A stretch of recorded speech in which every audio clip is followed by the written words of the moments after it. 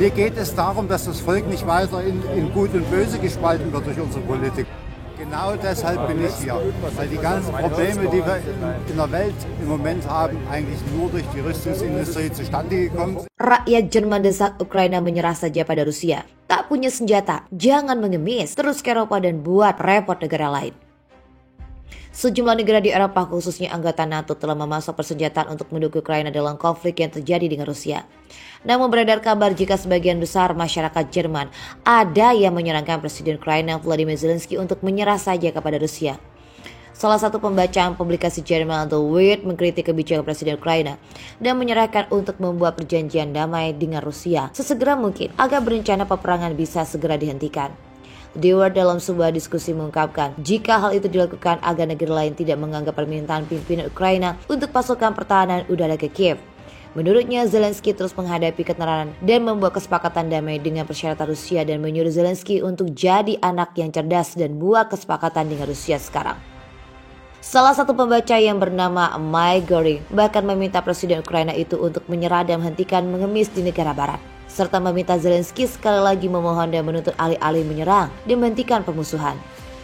Dick Mattis yang juga warga Jerman mengatakan bahwa Hitler baru dapat menuntut apapun yang diinginkan. Dia telah lama berperilaku seperti lalim terhadap rakyatnya. Ukraina tidak menyembuhkan senjata tetapi kesopanan diplomasi dan yang paling penting pemerintahan baru. Zelensky juga dimulai tidak mampu membeli senjata dan harus melakukan negosiasi damai sesegera mungkin. Jangan mengemis senjata dan merepotkan yang lain. Pihak berwenang Kiev telah berulang kali merapat ke negara-negara barat dengan permintaan untuk membantu pasokan senjata. Namun apa yang sama, mantan duta besar Ukraina untuk Berlin, Andrei Maliki berulang kali menuduh Jerman terlalu lambat dalam memberikan bantuan militer. Tak mau korbankan pertahanan militernya, Jerman menyatakan tidak bisa memberi bantuan persenjata lebih banyak ke Ukraina, khususnya dalam hal pasokan senjata. Berlin tidak dapat memberikan lebih banyak lagi. Kendati demikian, Berlin siap mendukung Ukraina di masa depan. Menteri Pertahanan Jerman Christine Lambrecht menegaskan hal itu pada hari Selasa seperti diberitakan oleh Russia Today. Awal bulan ini saja, Lambrecht menjelaskan bahwa Berlin akan terus mendukung Ukraina dengan segala kemungkinan tetapi tidak dengan mengorbankan kemampuan pertahanannya sendiri.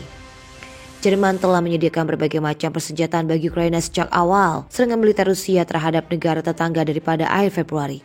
Kanselir Jerman Olaf Scholz sebelumnya telah membahas tuduhan ini, mencatat bahwa negaranya tidak dapat menyediakan senjata kepada Kiev dengan kecepatan yang sama dengan Amerika Serikat karena sumber dayanya yang terbatas.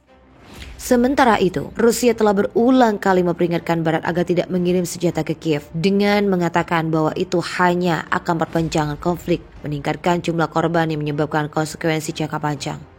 Menteri Luar Negeri Sergei Lavrov baru-baru ini juga mengatakan bahwa terus menumpak Ukraina dengan senjata yang akan mendorong Rusia untuk melakukan lebih banyak misi di lapangan. Rusia tidak akan melupakan negara-negara Barat sebagaimana mereka memasuk senjata ke Kiev, dari mana warga sipil Ukraina dan Rusia tewas, kata Deputi Pertahanan Perwakilan Tetap Federasi Rusia untuk PBB Dmitry Polaski.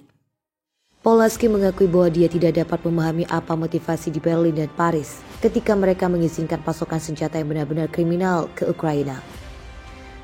Seperti yang kita tahu, hingga saat ini situasi di Ukraina masih mencekam. Perang antara kedua negara tersebut masih berlanjut dan belum menemui titik terang.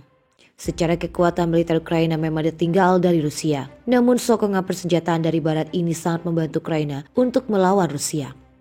Penyebaran senjata Barat di garis depan menyebabkan sakit kepala bagi militer Ukraina.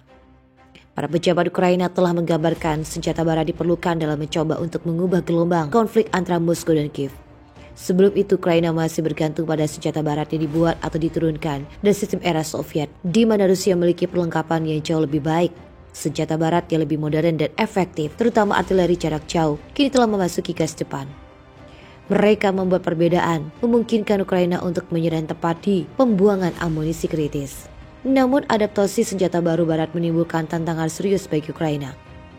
Pendekatan saat ini, di mana setiap negara menyediakan jenis senjata yang berbeda, telah berubah menjadi pemimpin buruk logistik bagi pasukan Ukraina.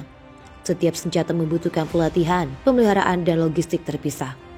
Jenis artileri Barat yang diterima oleh militer Ukraina termasuk Howitzer M777 Amerika, Australia, dan Kanada, Howitzer Sèvres seperti Kaisa Prancis dan Panzerl 2000, serta M109 Amerika dan AHS Krab dari Polandia. Sana pejabat NATO juga menunjukkan bahwa para pemimpin NATO setuju untuk membantu Ukraina dalam transisi dari senjata ke era Soviet ke senjata NATO modern. Pada puncak dalam bulan lalu di Madrid, Ukraina tidak hanya dipasok dengan berbagai jenis senjata. Militer juga harus belajar bagaimana menangani dan memelihara senjata barat yang membutuhkan proses yang lebih kompleks daripada senjata yang mereka gunakan selama ini.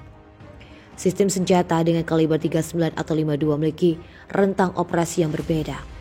Ukraina sendiri menghadapi banyak tantangan ketika mengoperasikan sejumlah sistem artileri, terutama Howitzer Self-Propelled PZH 2000 Jerman. Jenis senjata ini juga memiliki persyaratan yang sangat spesifik untuk reload.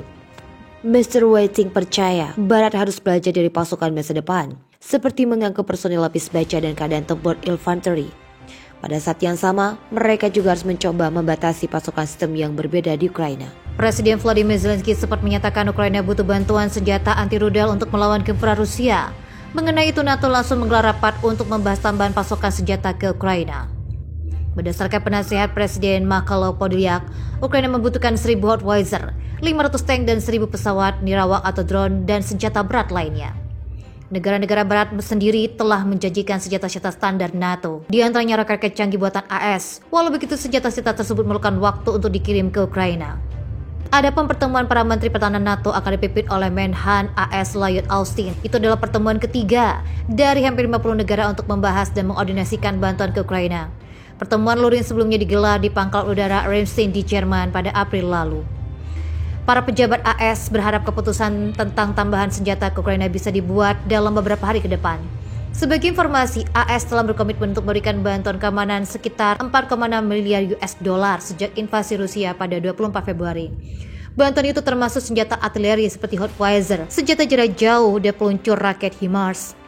Hadir dalam pertemuan di Brussels itu adalah asisten Menteri Luar Negeri AS untuk urusan politik militer Jessica Lewis dan memberikan arahan kebijakan untuk keamanan internasional, perdagangan senjata dan bantuan keamanan. Peralatan itu mencakup tank buatan General Dynamic Corps dan sistem pertahanan udara dari Lockheed Martin atau Raytheon Technologies.